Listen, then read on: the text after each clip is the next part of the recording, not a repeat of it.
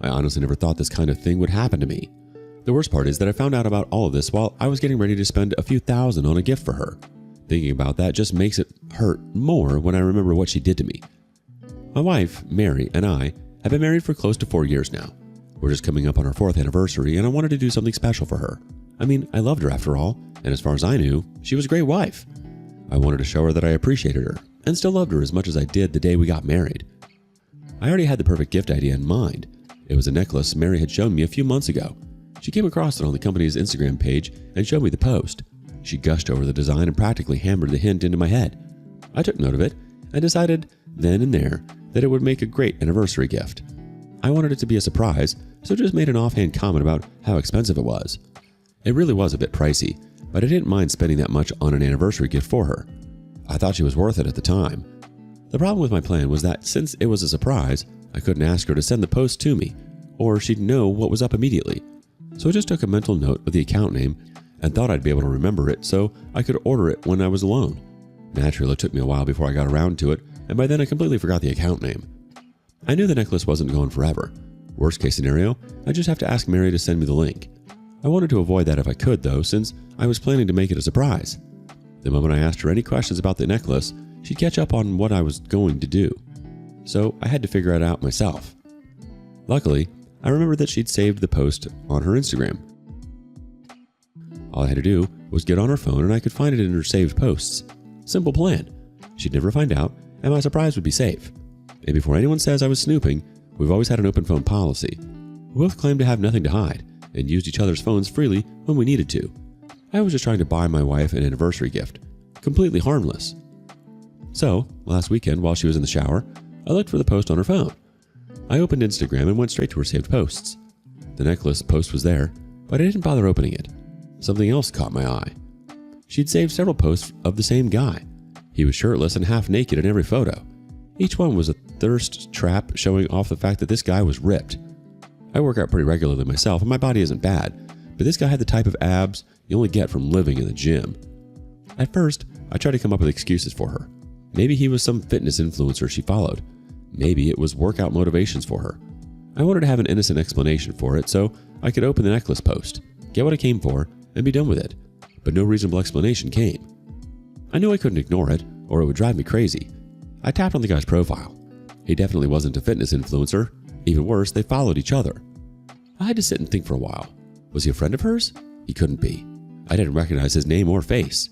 Even if he was, that wasn't a good excuse for her to be saving his thirst traps. Eventually, I checked their DMs. That's when it fell apart. The guy's name was Seth. They had been flirting with each other for weeks. The worst part was that Mary was the one who instigated it. She had messaged him first with a comment about how she appreciated the hard work he put into his body. It was overly thirsty, and I would have found it embarrassing if I wasn't devastated. He returned the same energy, and they started flirting with each other from there.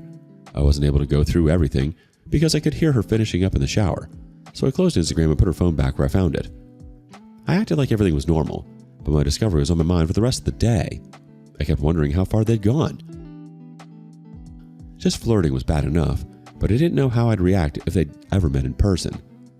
Mary didn't realize anything was wrong. She was busy talking about something meaningless that one of her coworkers did. I just nodded and made comments without really listening. I felt like I didn't know her anymore. I watched her talk and I didn't feel like I was looking at my wife anymore. She was a stranger. Just the idea of her flirting with someone else was enough to make me want to end things, but I wanted to know everything. I needed to know how far she'd gone, so I waited. I got my next chance the day after that. She left her phone charging in the bedroom while she was in the kitchen. It wasn't the best opportunity, but I still took it. I didn't waste any time. I had my phone ready to take pictures and I went straight to her Instagram.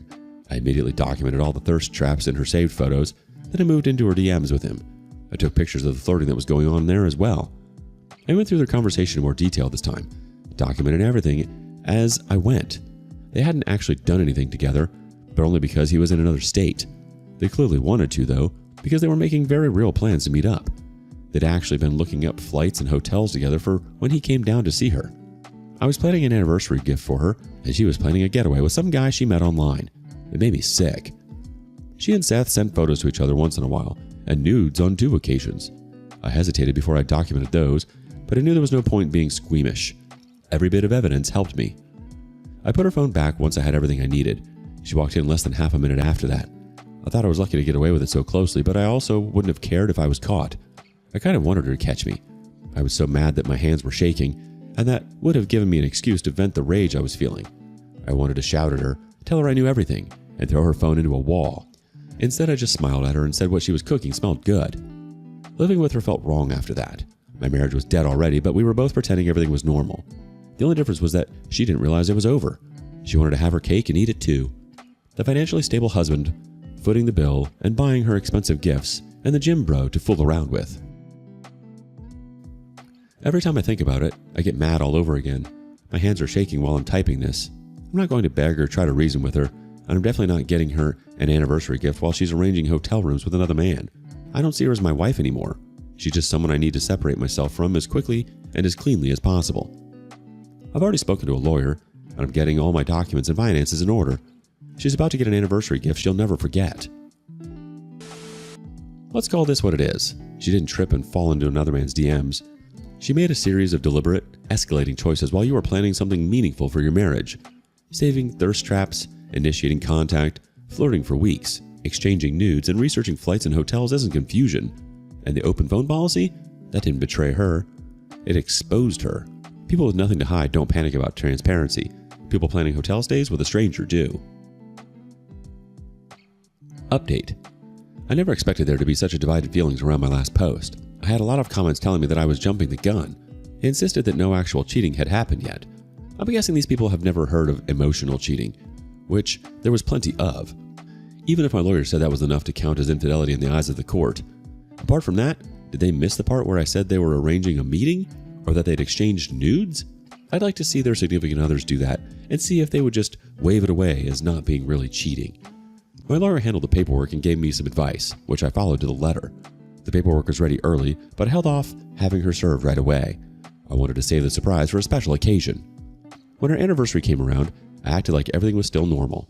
I promised her a special surprise when she got back from work. She was so excited that I would have felt bad for her if I still loved her. Instead, I felt more alive than I ever had since I found out about Seth. She practically skipped out the front door. I stayed home from work that day and spent my time packing her things.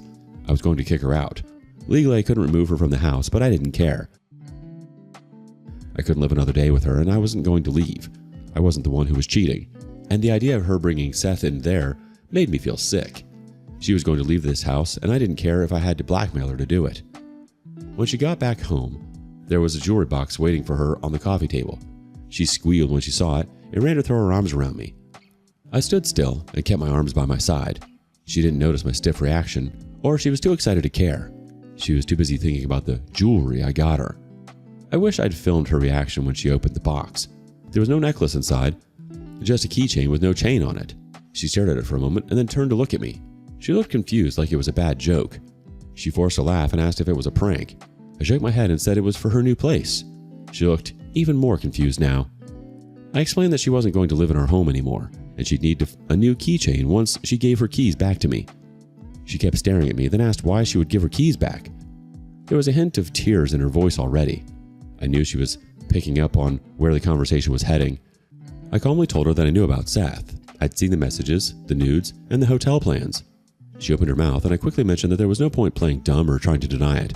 I had photos of everything taken right from her phone. It was hard evidence. She closed her mouth.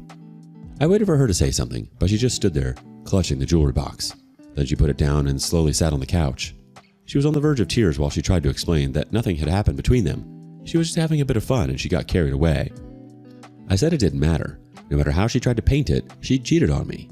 The only thing that had stopped her from sleeping with him was geography, and they'd been making plans to get around that. I wasn't going to let her try to pass this off as some minor slip-up. She said she knew she messed up, but she felt like the fact that she hadn't slept with him was a blessing. She said she had a problem, and she was sure she could fix it with therapy. She begged me to give her another chance. She said it wasn't too late for us, but we could only repair our relationship if we didn't separate over this. I told her I wasn't interested in separating or repairing anything. We were getting a divorce.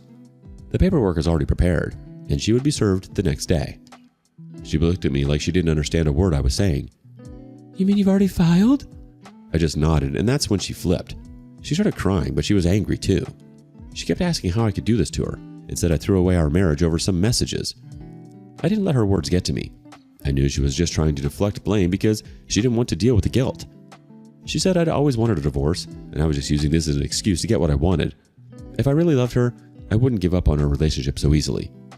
I told her I did love her, or at least I had before. I even told her why I'd gone through her phone in the first place, to get her the necklace she wanted as an anniversary gift. When she saw she couldn't guilt me, she tried to bargain. She swore to delete all her social media and brought up therapy again. I turned it all down. There was no fixing this. All she could do was leave the house.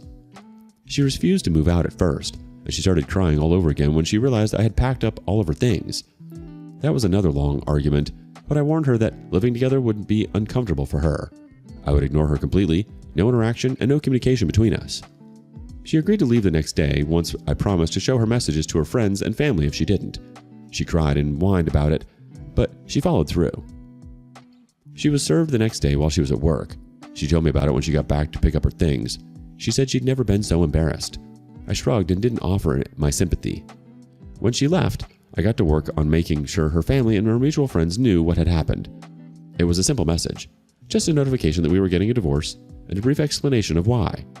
I didn't include screenshots, just the facts. Mary was flirting with a man on Instagram, and they were planning on visiting a hotel together. I couldn't stay married to her after that. I wasn't surprised to see a few people make the same excuse some Redditors made for her.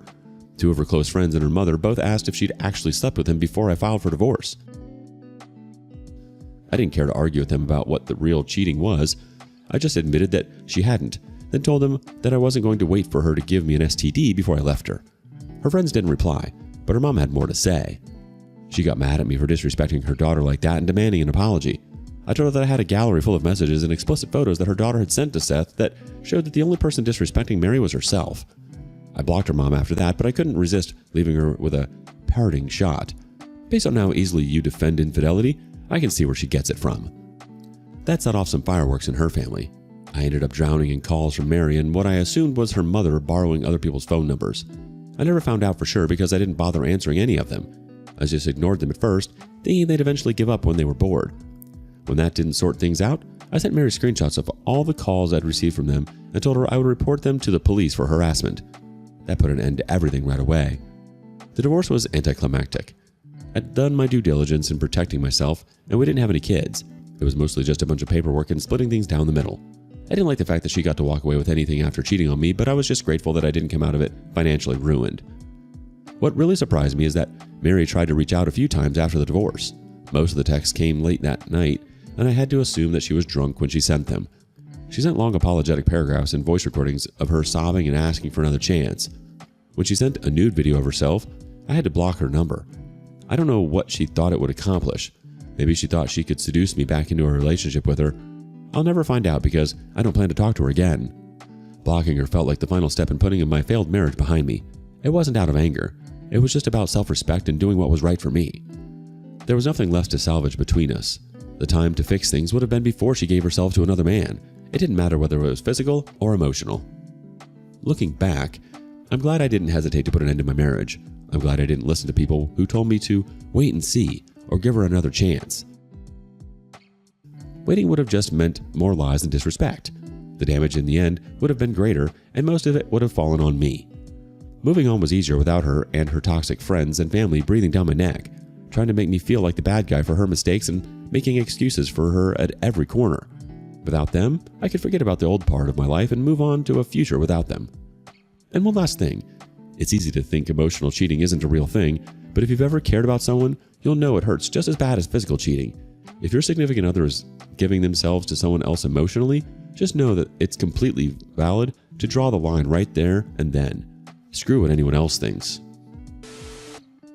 At this point, anyone still arguing no cheating happened is being willfully obtuse. Emotional cheating isn't a gray area when it includes sexting, nudes, and actively planning hotel stays. It's not a misunderstanding. You're not obligated to protect the feelings of someone who was perfectly comfortable betraying you in secret while benefiting from your trust. Blocking her afterward wasn't spiteful, it was necessary. Late night apologies, drunk texts, and desperation nudes aren't remorse. They're panic at losing control. You didn't owe her access to you once the marriage was over? You're right about one thing that matters most. Waiting would not have fixed anything. It would have just taught her that she could betray you and still keep you. Let us know your thoughts in the comments below. And thank you for joining us today on Our Space. Be sure to like and subscribe and hit that notification bell so you don't miss out on our next video. See you next time.